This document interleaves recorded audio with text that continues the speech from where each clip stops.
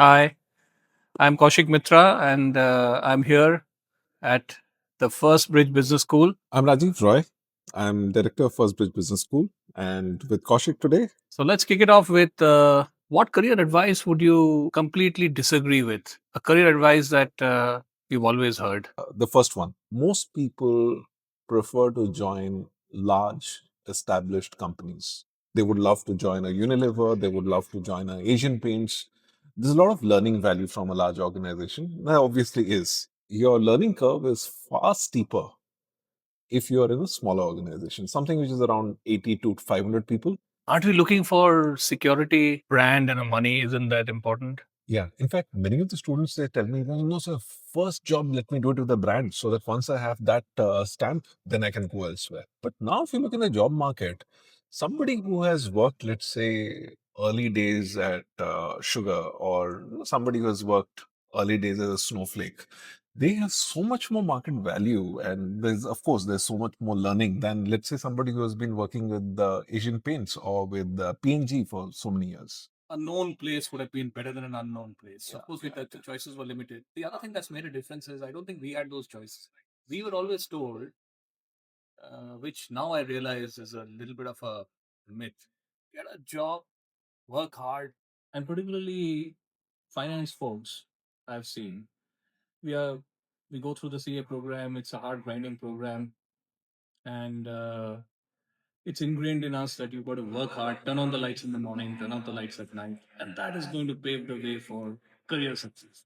No, no, completely. I do follow Naval Ravikant a lot. I think he's one of the big sages of our times. What he says resonates a lot. So he said this: work like a lion. A lion sleeps most of the time, but when there's work to be done, intense and do a lot of it. So he said either work like a pop star or a lion. So pop stars also similarly. They're on stage for maybe probably 10% of their entire working career. Rest of it, they are probably relaxing, they're practicing, they're making a bunch of mistakes. So We have seen so many pop stars in our in our yeah. professional career. That's You can't help but admire. oh yeah, oh yeah, oh yeah. Yeah, becoming important for all of us. But very surely there are some things which are going to be a little more impacted by AI than other things. So, what do you think are these things which are going to be impacted more by AI? Today, I think AI offers the function, that opportunity to move from being busy to being awake. So my sense is that instead of feeling what it's going to do negatively to us as professionals and particularly as a function, use it as an ally. If you look at, are you feeling like a victim or are you looking at it as an opportunity? Again, the battle is in our mind. So I'm looking at this as a opportunity. See, I think two aspects to it. Whenever I think about a job which is management job, there are two aspects to it. One is a very repeatable, well-defined part of your function, and the other is a more nuanced one. So I think that wherever you have a very well-defined role, that is where AI is going to come in, Yeah. and it's going to come in big. And wherever there's a nuanced, and I would say a thousand possibility kind of a situation that you find yourself in, that is what AI will not be able to handle. And I think that's one of the strongest reasons why I believe that business education has become far more important once AI has come in because the well defined part is going to be taken care of now. Now, those who are managers will now have to deal with this thousand possibility nuance scenario that they have to look at. Okay, where you really don't have a playbook, where you create your playbook as you go along. That is where MBA is going to be extremely useful. So I think the ability to start a business, to operate a business, those are things that are going to remain completely untouched by AI.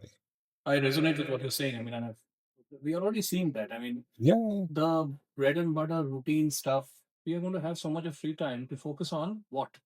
To focus on people, because at the end of the day, machines are not going to run the business. People are going to run the business. So we could not churn out so much of data ourselves. Now with the output of so many, as you said, scenarios and whatever we wanted. I mean, at the end of the day, I've seen managers who want 100% data and information before they decide. But now you don't have an excuse of data and modeling and scenarios, etc. So we focus on the job, which is really the business and taking the decisions, and that's why people have a seat at the table in organization. So the focus for business education and management education, I think it gets lifted to a different scale altogether. It's not going to be about the mechanics.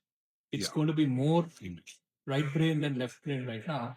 So assume that this is a person who is neutral to both of these career outcomes, corporate life or life of an entrepreneur. Have also given me the opportunity of being an entrepreneur in those different situations. And so I've handled a phase which is, pretty much every unit of product produced is every unit sold. So you're like rapid growth, and therefore you're not even able to keep sales is not a problem. Market demand is not. From that situation to where you're declining, reinventing yourself, functional restructuring, organizational restructuring, M&A. I mean, those are entrepreneurial experiences which it's a job within a job, or a role, or a experience within a corporate role. I feel very good about. So you should be very, very comfortable with the ambiguity.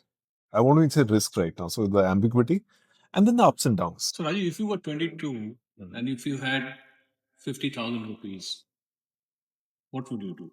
50,000 bucks, I would probably invest it in, let's say, a Claude. Then I think an A10, then probably a Lovable or a Triplet. Actually, might invest a little bit in learning a little bit about it. But I think that'll take care of all the kind of tokens I'm going to burn up. It's probably going to take care of that. That's the best possible investment I'm going to be able to. Upskilling yourself, and you will invest in technology. Yep. And isn't that what folks who are getting into their careers, or thinking about what next to do in terms of upskilling themselves, they need to do from a from an investment point of view, money and time, technology and upskilling. Isn't that the name of the game now going forward? That is it. I mean, you need to put yourself in the right environment and you need to give yourself the right tools. And in a way, I think B schools need to be such spaces and where they're able to give you such opportunities and such tools. So I think that's the best investment one can make in your life. If you had 30 seconds to tell the folks who are just starting out their careers, what lessons would you share with them? Okay, so 30 seconds. Let's make it 15 seconds. Never underestimate what you can achieve in the long term, but please don't overestimate what you can achieve in the short term. 30-second answer is brilliance is overrated. Focus on building resilience. Adaptability is going to be very, very important in life. And ultimately, it's about getting a PhD. Passion, hunger, and discipline.